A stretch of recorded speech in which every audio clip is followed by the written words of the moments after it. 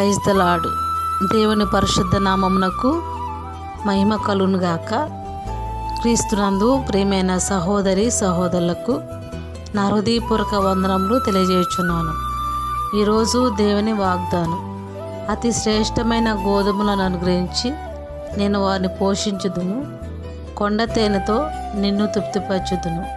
కీర్తన గ్రంథము 81వ అధ్యాయము 16వ వచనం.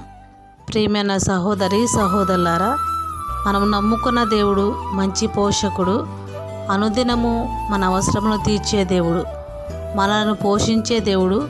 ఆనాడు అరణ్యంలో ఇశ్రాయేలు ప్రజలను పరలోకపు మన్నాతో పోషించిన దేవుడు, సారేపతు విధవరాలను తన కుమారుని కరువులో పోషించిన దేవుడు, దైవజనుడైన ఏలియాకు కాకులతో ఆహారం ఇచ్చి పోషించిన దేవుడు ఈరోజు నిన్ను నీ కుటుంబాన్ని తప్పనిసరిగా పోషిస్తాడు. మన అనుదిన ఆహారంను మనకు దయచేస్తాడు.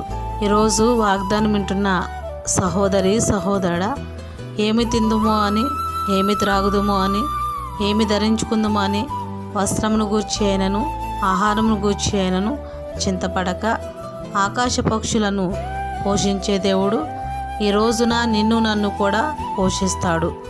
మనము ఆకాశ పక్షుల కంటే శ్రేష్టమైన వారము. వాటిని పోషించే దేవుడు తప్పనిసరిగా మనల్ని పోషిస్తాడు. ఈ రోజున మీ కుటుంబంలో ఎటువంటి ఇబ్బందులు ఉన్నను, ఎటువంటి కొరతలు ఉన్నను భయపడక యేసునందు విశ్వాసం ఉంచి ప్రార్థించండి. ఆయనే అనుదినము మీ ప్రతి అవసరమును తీరుస్తాడు. ఈరోజు ఈ వాగ్దానము దేవుడు మన జీవితంలో నెరవేర్చునుగాక. ఆమేన్, ఆమేన్.